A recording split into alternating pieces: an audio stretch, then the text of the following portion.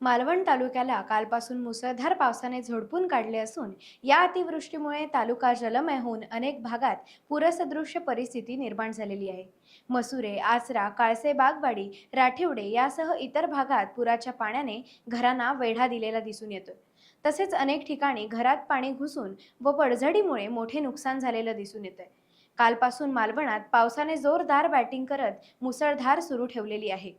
रात्री देखील पावसाने नॉन स्टॉप बरसणे सुरूच ठेवल्यामुळे आज तालुक्यात अनेक ठिकाणी पूरसदृश्य परिस्थिती निर्माण झालेली दिसून येते।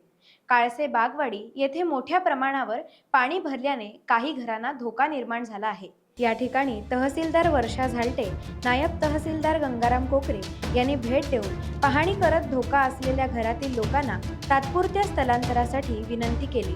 प्रशासनाने या ठिकाणी आपत्कालीन सुविधा, बोट आदी तैनात ठेवले आहे। मालवण शहरातील देऊळवाडा येथे मुख्य रस्त्यावर मोठ्या प्रमाणात पाणी साचल्याने वाहतुकीला अडथळा निर्माण झाल्याचं दिसून येत आहे। आडवण, रेवतळे, वायरी या भागात मोठ्या प्रमाणात पाणी साचलेलं होतं। रेवतळे येथे शरद कांबळी यांचे आंब्याचे जुनाट झाड कोसळून नुकसान झाले आहे।